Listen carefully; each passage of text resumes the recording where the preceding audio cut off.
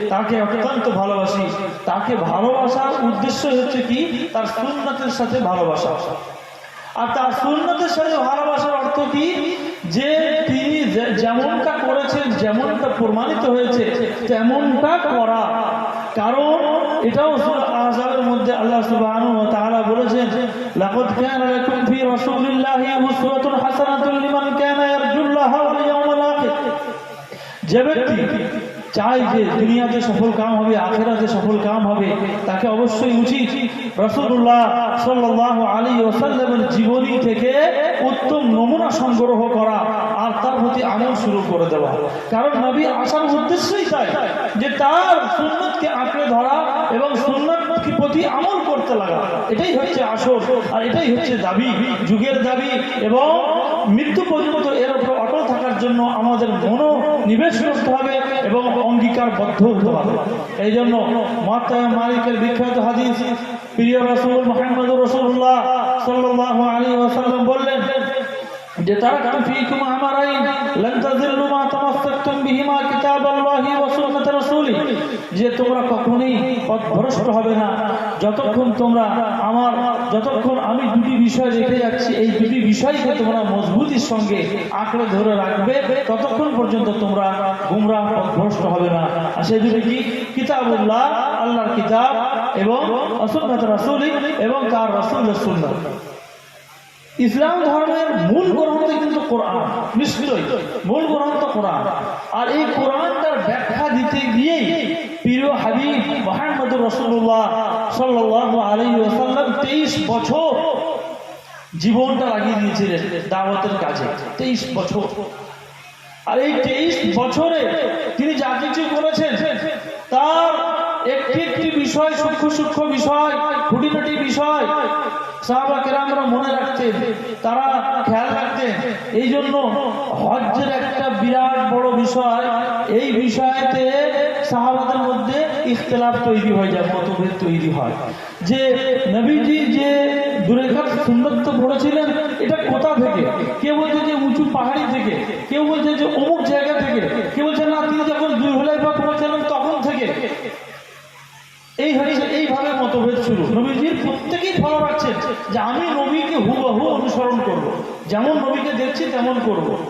তো একজন সাহাবী দেখলো যে ওইখানে দু রাকাত নামাজ পড়লেন, সে বলছে যে এইখান থেকে নবীজি ইহরাম করে দু রাকাত নামাজটা এখান থেকে পড়েছেন।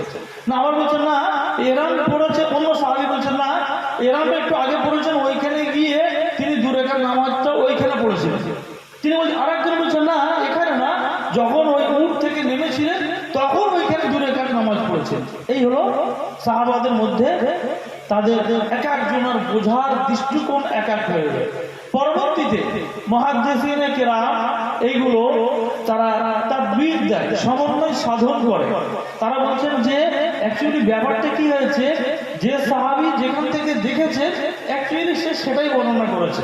প্রত্যেকে নিজ নিজ জায়গায় সঠিক, এরকম ধরনের বহু হাদিসের ব্যাপার হয়ে আছে। এই জন্য এইগুলো মনে করে একে অপরকে তুলনা করা, একে অপরকে আমি যেটা বুঝে দিয়েছি সেইটাই সর্বোৎকৃষ্ট আর বাকি যেটা অন্যজন বুঝছে সেটা সবচেয়ে নিকৃষ্ট, আমার মনে হয় না এটা নিয়ে এত বাড়াবাড়ি করে একে অপরকে তুলে করা এগুলো উচিত নয়। হ্যাঁ, একটা তো অবশ্যই থাকবে, একটা তো মানদণ্ড থাকবেই, এটা ছাড়া তো পৃথিবী চলবেই না। কারণ এটা এমন একটি বিষয় যে আমাদেরকে হিদায়াতের জন্য পাঠানো হয়েছে কাকে? প্রিয় হাবিব মুহাম্মদুর রাসূলুল্লাহ সাল্লাল্লাহু আলাইহি ওয়াসাল্লামকে, এবং তার উপর সার্টিফিকেট মোহর লাগিয়ে দিলেন লাকাদ কানা লাকুম ফি রাসূলিল্লাহি উসওয়াতুন হাসানাহ। এই নবীর জীবনে উত্তম নমুনা রাখা আছে। তো আমাকে এই নবীর উত্তম নমুনা আপনাকে খুঁজে বার করতে হবে এবং আপনাকে চেষ্টা চালাতে হবে যার কাছেও যে আপনি যদি একটা সহিহ হাদিস পান তাহলে আপনাকে সেটাকে আমল করা আপনার বাধ্যতামূলক। শাহ ওলিউল্লাহ মুহাদ্দিস দেহলভী হুজ্জাতুল্লাহ বালাগাহি পড়েছি, খুব ভালো করে পড়েছি আর পড়িয়েছি 2 বছর ছাত্রদেরকে। মযহাবের যে ইতিহাসটা কোনো একটা মানুষ যদি কোনো একটা আলেমের দিনকে ভালো করে সারা শুনে এই মযহাবের ইতিহাসটা পড়ে, আমি মনে করি না যে সে আর বেশি এই মতামত দলাদলি লিপ্ত থাকবে। তিনি তো বাকায়দা ইমাম মালিক থেকে নিয়ে ইমাম শাফি থেকে নিয়ে ইমাম আহমদ বিন হাম্বল, সর্বপ্রথম ইমাম আবু হানিফা, সবার উক্তি নকল করে দিয়েছেন। আর কম বেশি সকলের কথা একই, যে ইদা সাহাল হাদিস ফাহুয়া মাযহাবি, যখন সহিহ হাদিস পাওয়া যাবে সেইটাই হবে আমার মাযহাব। ইমাম আবু হানিফা এখনই বইটা দেখছিলাম, স্ক্রিন শর্ট করে রেখেছি, যদি কোনো ভাই জানতে চান, কোনো আলেমী দিন আছে, চেহারা দেখেও তো মনে হচ্ছে, খবরও পাচ্ছি, যদি জানতে চান দেখিয়ে দেবো ইনশাল্লাহ, কোনো অসুবিধা নেই। ইমাম আবু হানিফা এর কথা বলেও গেছে, কারোর জন্য হালাল হবে না, বৈধ হবে না, যতক্ষণ না সে আমার কথা কোথা থেকে আমি নিয়েছি সেটা যতক্ষণ না সে জানবে, দলিল সংগ্রহ যতক্ষণ না করবে। এতে স্পষ্ট কথা। তারপরেও যদি মনে করে কোনো মানুষ এটা মুস্তাহিদ, যদি এটা মনে করে যে না আমি যেটা মনে করছি ঠিক, যে এটা চলার মতপথটা আমার ঠিক আছে, তাহলে সে তার জবাব দেবে। আর আমি যদি মনে করে থাকি যে না কোরআন সুন্নাহর দলিল আমি যখন পাচ্ছি, এর এগেইনস্টে আমি কোনো দলিল পাচ্ছি না, বা এর এগেইনস্টে কোনো দলিল পাচ্ছি সেটা অত সবল না যেটা এটা সবল, তাহলে আমি এটা আমল করছি, তাহলে তাতে বাধা থাকা উচিত নয়। আপনাকে একটা উদাহরণ দিই। আমি গত সপ্তাহে লাক্ষাদ্বীপে ঘুরতে গেছি। লাক্ষাদ্বীপ জানেন তো, 11টা দ্বীপপুঞ্জ নিয়ে লাক্ষাদ্বীপ। এই লাক্ষাদ্বীপে ঘুরতে গেছি, ওখানে আমরা তো এই বিষয়গুলো নিয়ে পড়াশোনা করেছি, নাড়াচাড়া করেছি, তো আমরা 5 জন গিয়েছিলাম স্কুল টিচার, তার মধ্যে একজন বেরেলভিও ছিল। আপনারা তো আলহামদুলিল্লাহ হানাফি মাযহাবের, আপনারা নামাজে পড়ে 5 ওয়াক্ত নামাজে পড়ে দোয়া বহুদিন থেকে চলে আসছে, আপনারা দোয়া করছেন করেন। যদি কোনো মুস্তাহিদ মনে করেন যে এই দোয়াটা একদম ঠিক আছে, তাহলে সে আলহামদুলিল্লাহ আল্লাহর কাছে জবাব দেবে, আর সে তার আমল চালিয়ে যাবে, ঝগড়া দ্বন্দ্ব কিছু নেই। এটা বোঝাচ্ছি, এটা একটা উপমা দিয়ে আসল উদাহরণটা আসছি। এবার যখন আমি ওখানে নামাজ পড়তে যাচ্ছি, আমরা শাফি মসজিদ, ওখানে শাফি মসজিদ সব, ঠিক আছে, 56টা মসজিদ, 7 কিলোমিটার 7.8 কিলোমিটার মধ্যে 56 মসজিদ, আর সবই শাফি মাসলাক। তারা কি করলো, নামাজ যখন তাকবীর পাঠ করলো, তাকবীর পাঠ করার পরে ইমাম সাহেব দেখছি যে তাকবীর তাহরিমা বলছে, মানে ইকামত বলার পরে ইমাম সাহেব তাকবীর তাহরিমা বলছে, অনেকটা দেরি লাগাচ্ছে। আমি ভাবছি যে ভারী মুশকিল তো দেখি, এবার এদিকে দেখছি যে ইকামত দিয়েছিল যে ভদ্রলোক, সে ভদ্রলোক তারা 2 দিনের দিকে হাত উঠিয়ে দোয়া করছে, 2-3 জন হাত উঠিয়ে দোয়া করছে।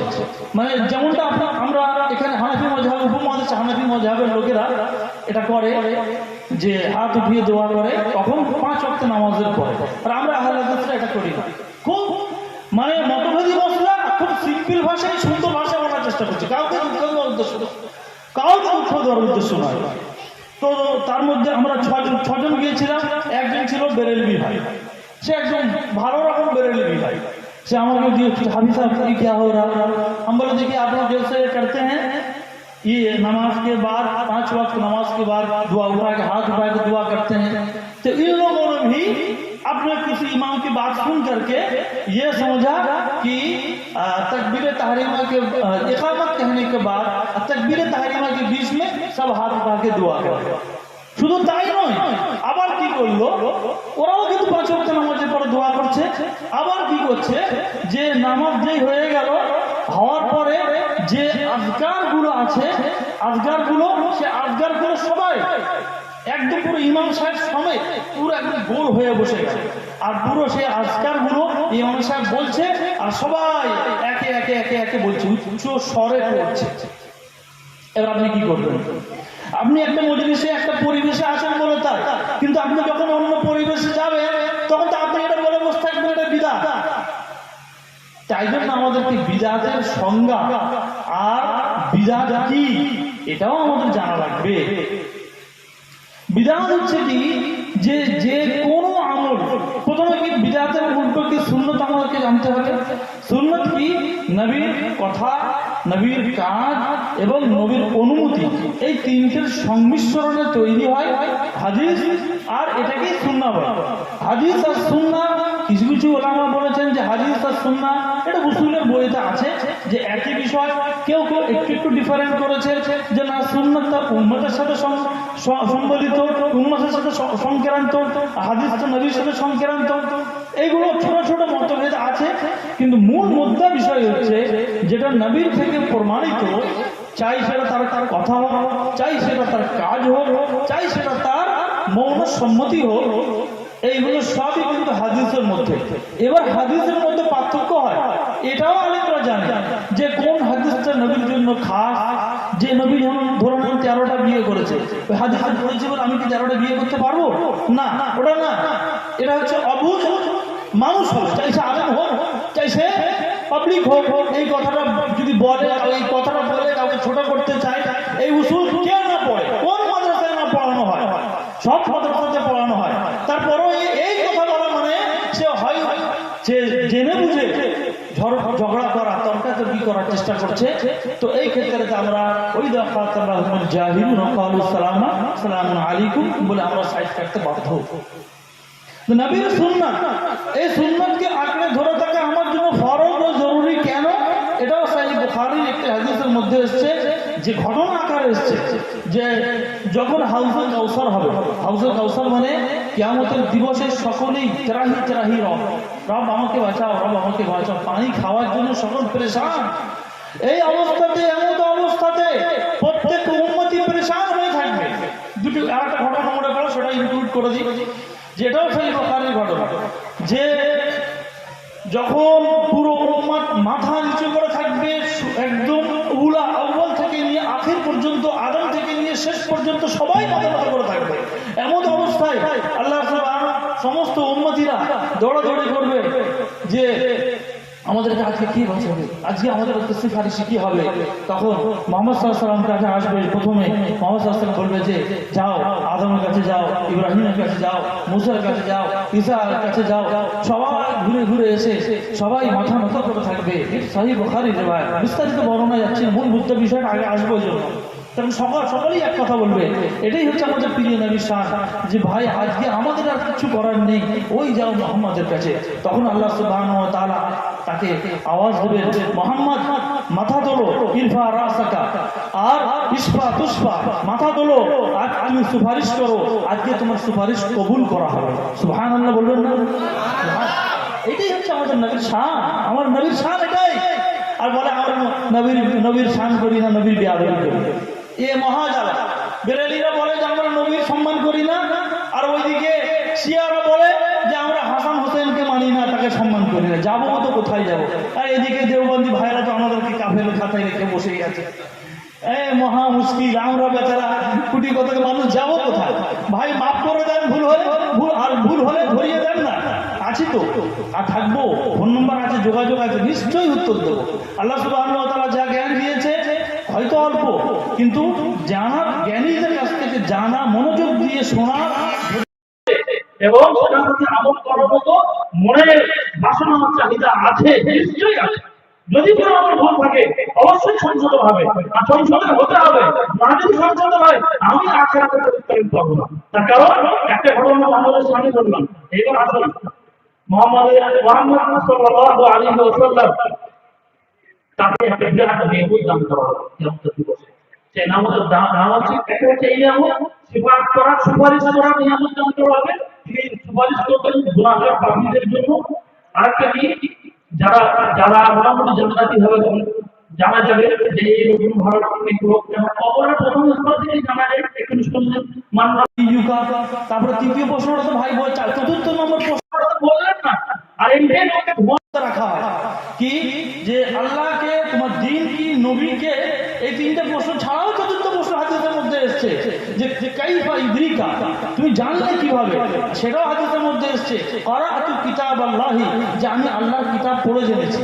তো সুতরাং আপনার জন্য, আমার জন্য অপরিহার্য কোরআনকে পড়া, বোঝা, আমল করা, এটা জরুরি। তাহলে এই কোরআনের জন্যই আল্লাহ সুবহানাহু ওয়া তাআলা একটা কওমকে সম্মান দান করে। এটা মুসলিম শরীফ হাদিসের মধ্যে আছে যে আল্লাহ সুবহানাহু ওয়া তাআলা এক কওমকে সম্মান দান করে কোরআনের জন্য, আবার এক কওমকে অসম্মান করে, তার মর্যাদা নিচে নামিয়ে আনেন শুধু কোরআনের জন্য। এর মানে হচ্ছে এই কোরআন পড়া, বুঝা, আমল করলে আল্লাহ সম্মান বৃদ্ধি করবেন। আর কোরআন না পড়লে, বোঝলে, ধারে কাছে না গেলে, আমল থেকে দূরে থাকলে আল্লাহ সুবহানাহু ওয়া তাআলা তাকে দুনিয়াতেও তাকে লানত দেবেন, আর আখিরাতে তার তো অবধারিত শাস্তি রাখা আছে। তো ভাই সকল আমার, আমাকে তো এটা বলছিল কোনখান থেকে, যে কিয়ামতের দিবসে মোটামুটি তো জানা হয়ে যাবে যে এই লোকগুলো ওখানকার প্রথম প্রশ্ন পাস হয়ে এসছে। আচ্ছা, আবার একটা কথা মনে পড়ে গেল কিয়ামতের দিবসে প্রথম প্রশ্ন কি হবে? আউয়ালু মা ইউহাসাবু বিহিল আবদু ইয়াউমাল কিয়ামাহ আস-সালাহ।